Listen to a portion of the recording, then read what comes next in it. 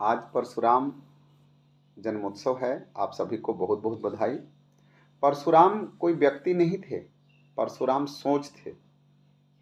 भगवान राम ने रावण को मारने के लिए जन्म लिया, भगवान श्री कृष्ण ने कंस को मारने के लिए जन्म लिया। उसी तरह से परशुराम ने भी सहस्त्रार्जुन को मारने के लिए जन्म लिया, क्योंकि सहस्त्रार्जुन एक अजेय राजा था, उसे कोई हरा नहीं सकता था।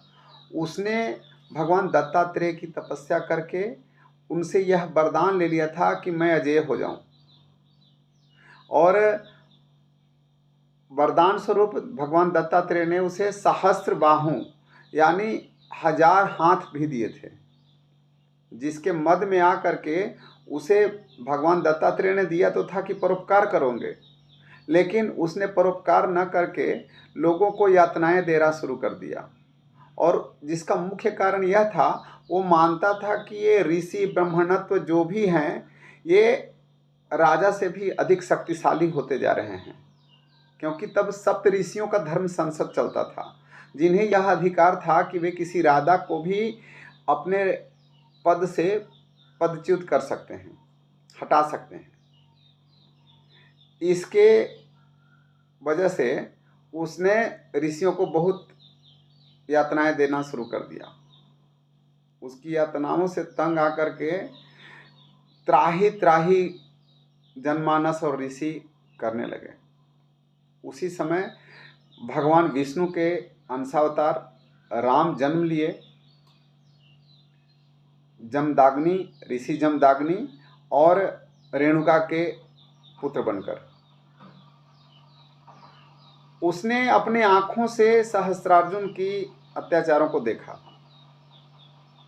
उसने अपने पिता को बोला कि पिताजी, मुझे शास्त्र की शिक्षा नहीं, शस्त्र की शिक्षा दीजिए।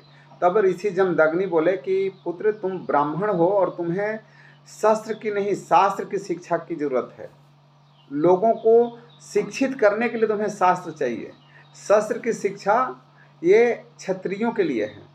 लेकिन इस बात पर वो उनका मत भिन्न हुआ और उन्होंने भगवान भोलेनाथ शिव शंकर से शस्त्र की शिक्षा ली।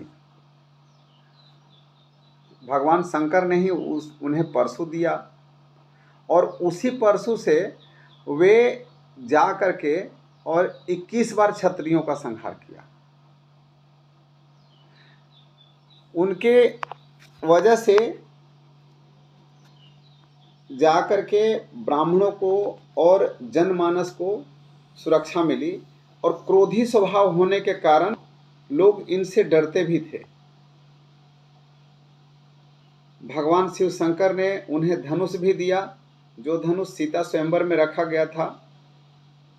जब उसका भगवान श्री राम ने भंजन किया, तब वो क्रोधित हुए थे, क्योंकि वो भगवान शिव शंकर का दिया हुआ धनुष था।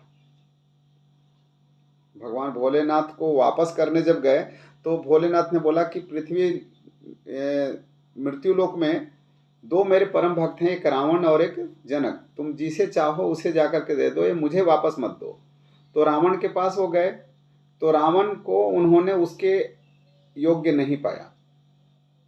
फिर जब जनक के पास मिथिला में गए, तो उनकी उदारता को देखकर उन्हें लगा कि यह धनुष इन्हीं को मिलना चाहिए था।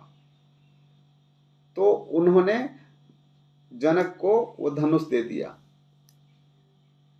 एक कहानी अलग है, मैं यहाँ संक्षिप्त रूप से यह बताना चाह रहा था कि भगवान परशुराम जो विष्णु के अंशावतार थे, उन्होंने सहस्त्रार्जुन को वध करने के लिए जन्म लिया था। सहस्त्रार्जुन इतना प्रतापी और ताकतवर राजा था कि उसने रावण को भी बंदी बना लिया था। इसी बात से आप अंदाजा लगा सकते हैं। जब भगवान राम आ गए, तब भगवान परशुराम ने उन्हें बोला कि यह अब आगे की कार्य को आप देखें, अब मुझे शस्त्र से शास्त्र की तरफ जाने का मेरा समय आ गया है। और फिर उन्होंने शास्त्र की शिक्षा ली और आगे उन्होंने ऋषि बनकर लोगों को शिक्षित भी किया। आशा करता हूँ कि ये संक्षिप्त जानकारी आपको अच्छी लगी हो। जय भगवान परशुराम।